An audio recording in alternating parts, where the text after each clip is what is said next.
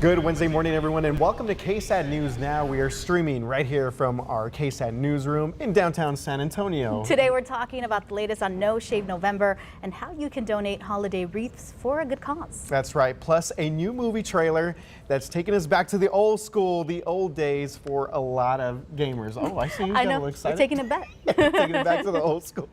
That's right, and Tiffany Huertas is with us this morning. Tiffany, how's your day going so far? It's good. I started it with you at the 9 a.m. show, yeah. So it's been fun. A lot of news to cover, but right now on KSAT.com, we're streaming Gavel Gavel. Testimony continues today for the trial for ex-Border Patrol agent and accused serial killer Juan David Ortiz. That's right, a Border Patrol agent. This is him right here. He's accused of killing 4 women, and he is back in a Bexar County courtroom this morning. Investigators from Webb County, where agent Juan David Ortiz is accused of killing the women, were among those to testify yesterday.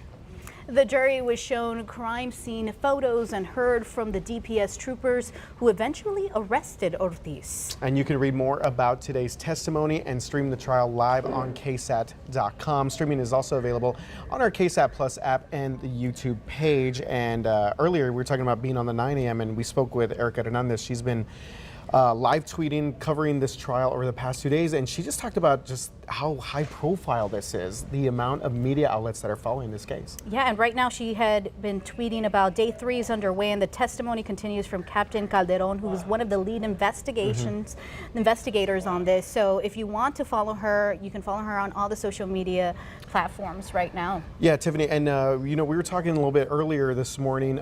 You work down near the border, so you know kind of how many of these things work. What was kind of your experience a little bit working?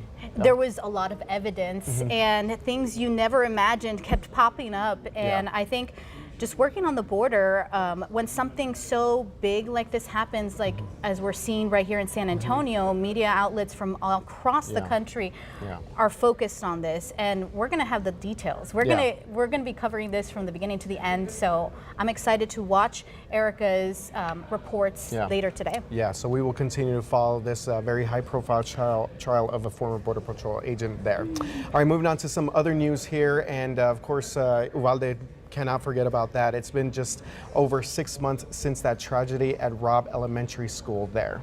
And right now we're working on a special project that would honor the 21 people who lost their lives. And it's also going to reflect on what's happened in the community over the last 6 months. So this special will air this Friday at 7 o'clock. And just from seeing what we've had a little bit here in the newsroom, seeing people work on this, it's been a very emotional experience for our crews, and also sort of thinking about half a year has already passed since that tragedy there. It's unbelievable. You were out there for several stories. Yeah. And how was your experience? There's been just a lot of healing going on, but then also a lot of miscommunications. I mean, we've just seen so many back and forths when it comes to the investigations. A lot of questions about obviously law enforcement's response, and just a lot of people are just hurt. A lot of people are hurt, and especially when you think about the holidays, I've been seeing a lot of tweets from family members saying that they had their first Thanksgiving without their babies, and then they're about to have their first Christmas without these babies here, and so it is. It's been very sad, but this is a special here that we're obviously been working on for months now, and I think we're going to do justice to the families there in Uvalde, for sure. Amazing. Well, the shooting victims were also honored, and this is an event that took place in Uvalde. This is the annual Christmas at the College event. Thousands of Christmas lights sparkled on the Southwest Texas Junior College campus yesterday. It's a heartwarming tradition where children from local schools sing Christmas carols, as you could see right there. Robb Elementary was missing from this year's lineup, but another school stepped in, Uvalde Elementary, which is now home to several former Robb students. And the 21 victims there were, of course, honored in prayer and made a handmade ornament made by the college's welding instructor. And Tiffany, it's, you see this video here, and these are children just being children, getting ready for the holidays, and again, another tribute there. to the victims. This is amazing. I just love to see all the kids having fun, doing different activities, and the Christmas lights and Santa. Yes, of course. Yeah, it's just good to see them being kids and to see that community at least, enjoy some of these moments during the holidays, because those are the things that you absolutely remember when you're a child. Going to these types of events, as you said, seeing Santa. Santa, Mrs. Claus, yeah, there the you go. Grinch now. Oh yeah, I feel like the Grinch is making a lot of appearances. Yes, he in a is. lot of social media feeds that I'm seeing there. But, He's coming back. He's coming back this year. All right. Now, today is the deadline for donations for holiday wreaths at Fort Sam Houston National Cemetery. That's right. Every year, volunteers put them on graves, but this year, the nonprofit in charge of that tradition says they might not have enough wreaths to cover every grave. Right now, only 80% of the graves will be covered. We have information about how you can help on KSAT.com, and I've covered this event in the past. It brings different people from all over the community to here, and it's so special. This is something that people look forward to every year. So knowing San Antonio, knowing our community, it's going to happen, and it's going to be great. Well, yes, definitely. Our community absolutely steps up in these times of need, especially during the holiday season. And you think about just the importance of that and keeping your loved ones' memories alive by donating these wreaths, and just it reminds me of growing up. My grandparents passed away. My grandfather was a veteran.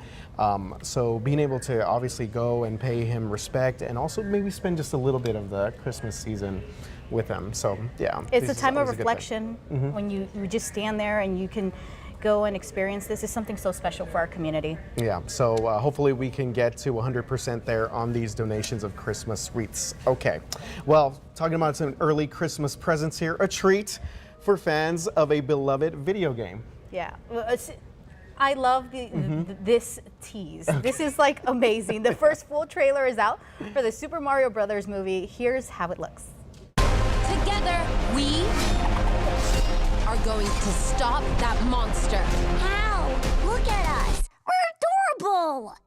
I got this. No problem. Yes! So we have the whole crew there: Mario, Luigi, Princess Peach, Toad, Koopa. Is he going to be in this as well? This is really cool. So this is going to have the voice cast actors Chris Pratt, Anya Taylor-Joy, Charlie Day, and Jack Black.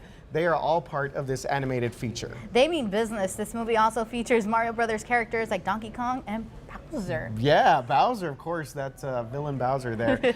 This arrives in theaters on April 7th, so we're going to have to wait a little bit, but of course fans of this are already freaking out online. And we were talking, did you play Mario Brothers? Yeah, I did. I mean, yeah. I was very competitive. This was serious business.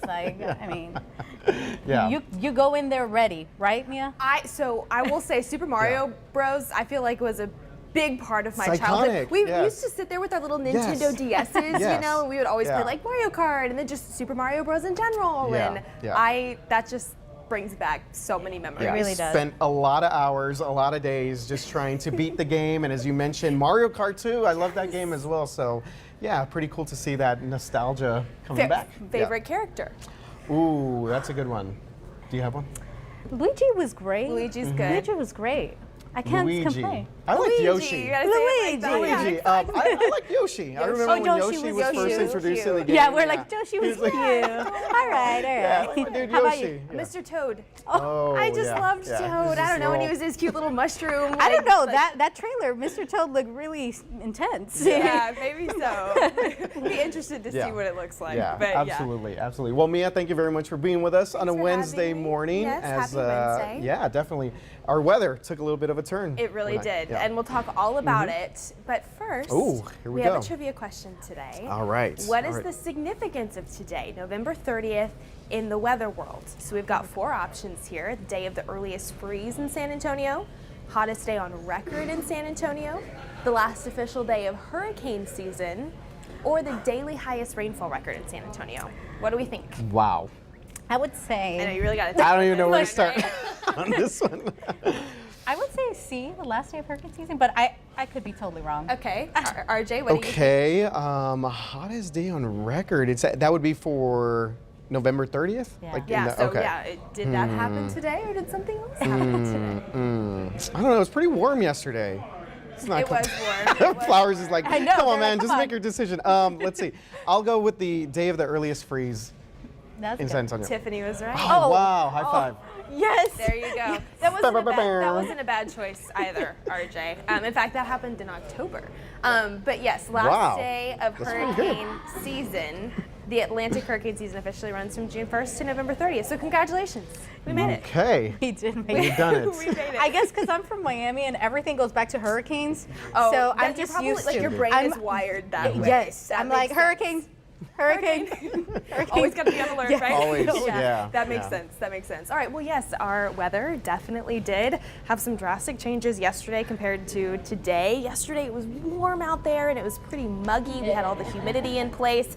Today is a much different story. It's going to be cooler this afternoon than what we saw yesterday. Drier air has filtered into south central Texas, and it's also windy thanks to our most recent cold front that has pushed through San Antonio. So here's a look at temperatures across the area this morning. We're still in the 40s and 50s across a good portion of the region, and it is windy out there. So this past weekend was absolutely beautiful. Maybe you took advantage of that weather and you set up the outdoor holiday decorations. Hopefully they were secured because maybe some of those lighter decorations got tossed around a little bit with the wind that was picked up with this front. We're still seeing wind gusts upwards of 25 to even almost 30 miles per hour at times, and I think that's generally going to be a trend as we head into the afternoon hours, but then those winds start to subside a little bit more later this evening. But something else that's beautiful about today, plenty of sunshine. Of course, we've got that drier air in place as well,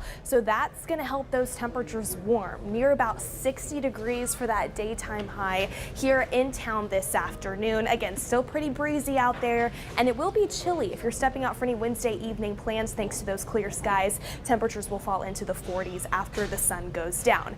Enjoy it though, because changes already move back in throughout the day tomorrow. We'll start to see the cloud cover return, and then once again, some of that humidity starts to pump back into the area as we wrap up the work week. You can see how that really affects our overnight lows here over the next couple of days. It's going to be chilly out there tomorrow and really cool throughout the day thanks to the cloud cover, maybe a very isolated shower or some pockets of sprinkles out there before the day is done. But as we see that humidity kind of rush back in with that cloud cover, those overnight lows really start to warm.